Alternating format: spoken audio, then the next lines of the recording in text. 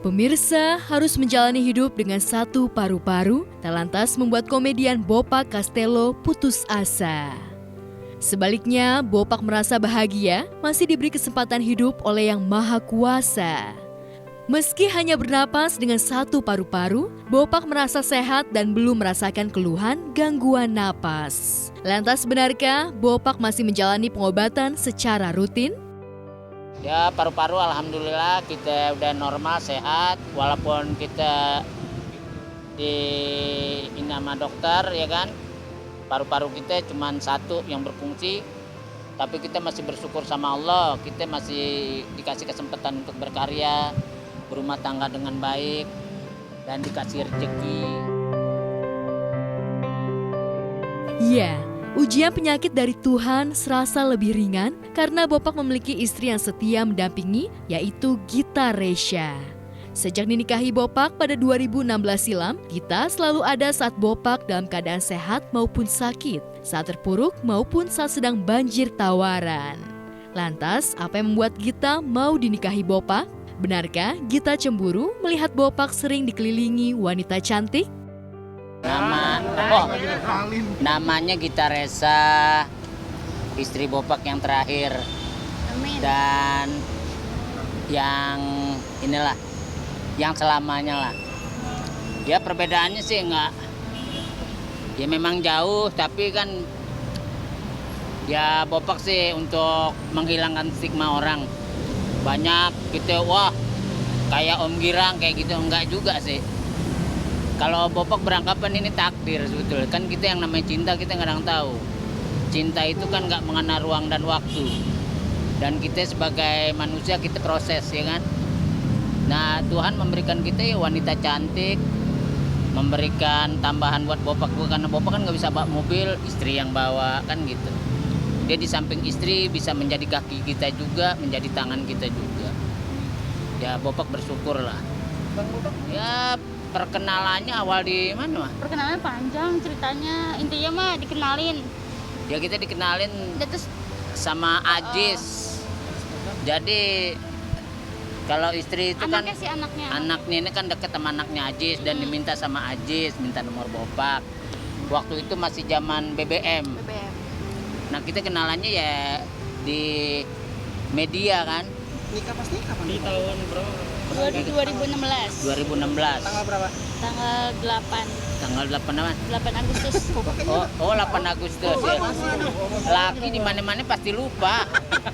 Kan panjang Mas, 3 tahun itu kita pacaran. Berarti kan 3 tahun itu kita memahami karakter masing-masing. Gimana sih sifatnya gimana. Tapi dari pacaran sampai nikah nggak berubah sih alhamdulillah.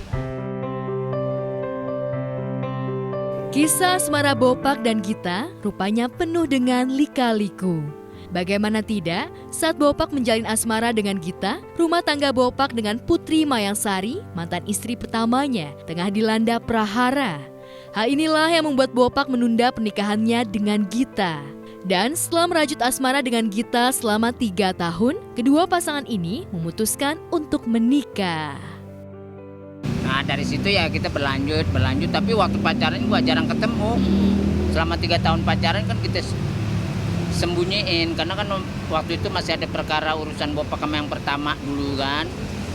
Sekarang udah selesai, udah beres, ya udah. Kita ngelangsungin pernikahan juga, proses pernikahan juga banyak gangguan, tapi dia termasuk tipikal orang yang sabar dengan hal-hal di kehidupan kita itu. Dia udah ngerti gitu, alhamdulillah. Ya kita harus punya kewajiban, harus ngejaga. Ya model kayak Bopak ngapain lagi sekarang. Pokoknya apa yang kita dapat dari hasil pekerjaan, mau rumah ke mobil, udah bukan hak kita kalau kita udah masuk ke ranah itu. Itu udah hak istri sama hak anak. Kalau kita mah anggapnya numpang hidup aja di situ. Kalau kita punya kewajiban bagaimana mereka aman, nyaman, gunakan hidup ini seindah-indahnya kan gitu. Kan kita hidup cuma satu kali. Ya, kisruh rumah tangga Bopak dengan Putri memang sempat menuai kontroversi. Pasalnya, saat Bopak mengajukan gugatan cerai pada tahun 2019, Putri justru menuntut Bopak untuk bertanggung jawab terhadap anak mereka. Bopak yang merasa tak terima dengan tuntutan Putri lantas mengajukan tes DNA terhadap anaknya. Lantaran Bopak tak percaya jika anak itu adalah buah cintanya dengan Putri. Kan kalau dulu kasusnya itu kan dia udah ninggalin rumah. Kalau secara agama itu kan sebetulnya kalau istri meninggalkan rumah sampai seminggu atau 2 minggu itu cerai. Cuman kalau di sini kan kita berujukan sama hukum sipil, ya kan? Makanya diangkat di hukum negaranya itu kan. Padahal kalau secara agama lo udah selesai gitu. Tapi ya akhirnya kita ladenin, kita ini. Nah akhirnya kan dampaknya juga jadi merugikan satu pihak, ya kan? Kalau Bopak secara pribadi udah memaafkan lah itu semua. Kita tutup. Dan kita nggak ada lagi mau kick balik atau timbal balik untuk menuntut ulang, udah enggak lah. Kita anggap aja itu proses Bopak dalam perjalanan hidup. Belajar dari pengalaman kasus perceraiannya dengan Putri membuat Bopak ingin mendalami tentang hukum. Bahkan Bopak kini tengah kuliah di jurusan hukum di sebuah universitas swasta di Jakarta. Lantas benarkah Bopak ingin menjadi pengacara handal seperti Hotman Paris? Oh iya, ya kita lanjutin lah kesempatan karena Bopak juga sangat terima kasih juga sama Pak Prof Delami, sama Pak Reja, sama Mbak Sipa kan. Anak-anak orang besar dari yang kita kagumin juga, dari cucunya Abdullah Safi'i, anaknya dari Ibu Tuti Alawiyah.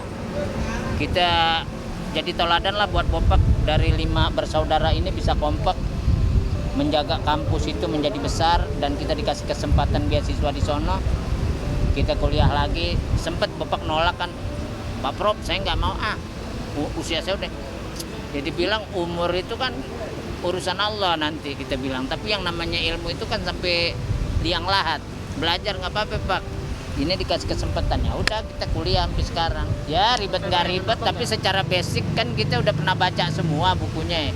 Apalagi dunia kita ini kan dunia entertain, kita harus banyak apa yang kita baca kan.